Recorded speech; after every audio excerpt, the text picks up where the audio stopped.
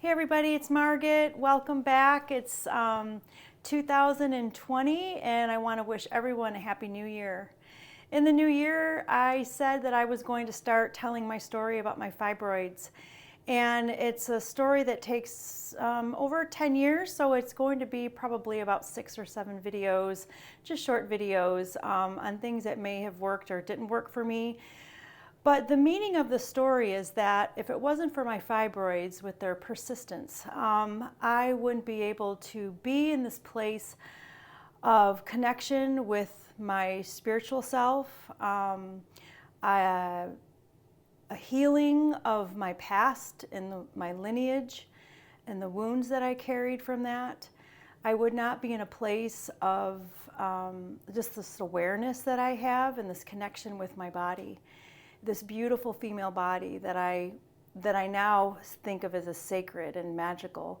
So if it wasn't for these persistent fibroids, I wouldn't have any of this awareness, and I'm so grateful for it all. It wasn't easy. It was very dark. I call this time of my life, the dark forest or the dark night of the soul. It took a lot of work. It was very blinding. It was hard. It was painful. It touched every relationship in my life. It touched everything. It just was shattered at the end, where I didn't know who I was or what was happening. And it was all from these very persistent, sneaky fibroids. So this is my story. I'm not an expert. I'm not an OB-GYN. I'm not an expert on fibroids. I just wanted to share my story about fibroids and how it was able to bring me to such a great awareness spiritually, mentally, and physically.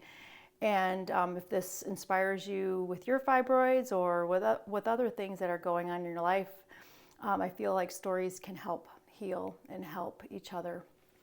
I just wish that there was something that I could relate to when I was out there in the dark forest by myself.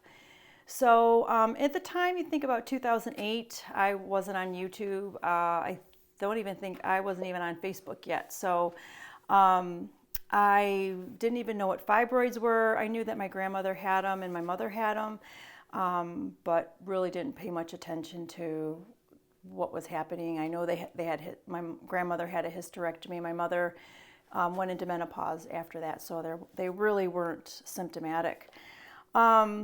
They were very small. I started to have some heavy bleeding around that time. My youngest was about 7, so I had like pain-free periods after the birth of my children, and they started to get a little bit more painful, and the bleeding was starting to get heavy.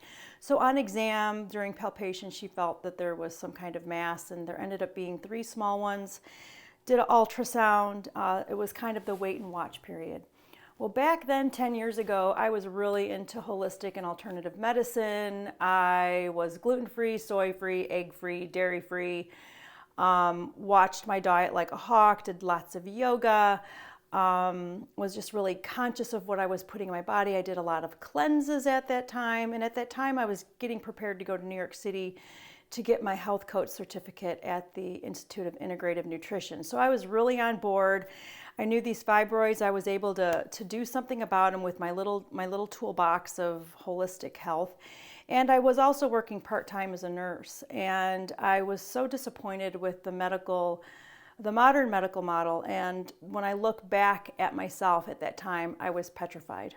I worked in critical care at really big institutions and would empathize a lot with these patients. Now that I know this now, I didn't know it then.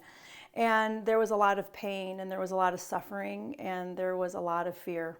And so I carried that I knew that I didn't want any of that in my life and would try really hard to avoid it. So I started with essential oils. Back then there was Young Living. There's many other clean oils out there now, but at the time I was using clary sage and frankincense and Idaho tansy. And I would put 2 to 3 drops of each and rub them into my uterus area, my lower abdomen, in the morning and in the evening. And by then I was getting ultrasounds every 3 months to make sure they weren't growing. And within 6 months of using the essential oils, they began to shrink.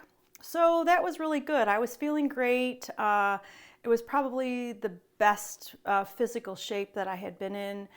And then things were really going to go downhill from there. And it was a time that I'm going to talk about in my next video, about me going into my Uranus opposition, which was that age of between 39 and 42. So the fibroids were better. They taught me a lot about continuing to cleanse, continuing to eat well, and that these essential oils really do work, and to continue with the yoga. And so the fibroids were teaching me this part. And then shit kind of hit the fan in 2012, and I will share that with you. And shit kind of hit the fan every kind of couple years, over and over again. I would just get blindsided by these fibroids because I really wasn't, I was slowly learning, but I really wasn't getting the bits, the big juicy piece until the very end. So I'll share that in my next video in part 2. Hope you're well, and I look forward to seeing you again. Take care.